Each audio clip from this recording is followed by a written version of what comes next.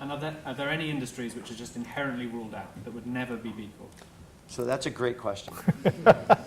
and so any tough ones, I just throw it up for these guys.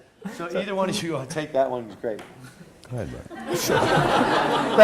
Thank you, Jay. So importantly, intentionally, there are no prohibitives.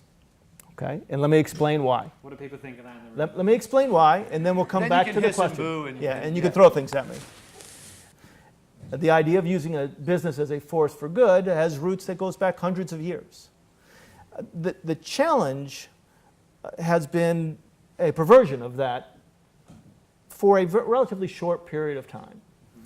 And the counteraction to that, to date, has been defined by a movement that defines itself by what they're not. I'm not big tobacco. I'm not peak oil. And in the process, this community hasn't stand for something. And so when we began this effort 9 years ago, it was really important to us that we thought if we're going to build a global movement that we had to stand for something. There had to be a positive alternative that we were offering. And so to that end, when you take the impact assessment, you never lose points.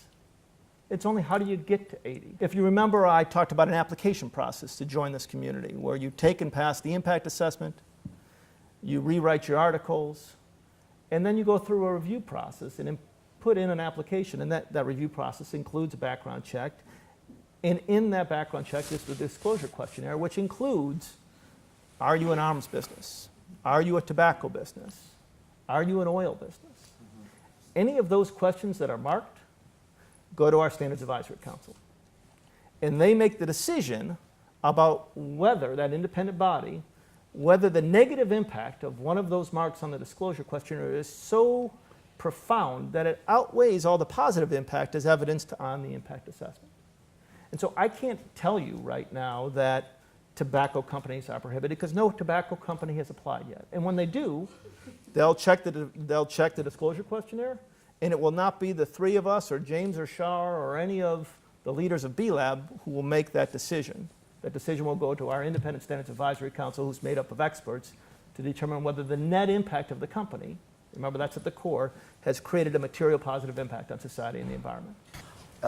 This is about market-based solutions to social and environmental problems. It's pro-business, it's pro-community, it's pro-environment. And so by defining ourselves about what we're for, and not having a checklist of prohibited activities or a checklist of like prescribed things that you must do to be a B Corp, by being a market-based solution, a market-based approach, that you have to meet higher standards of performance, accountability, and transparency.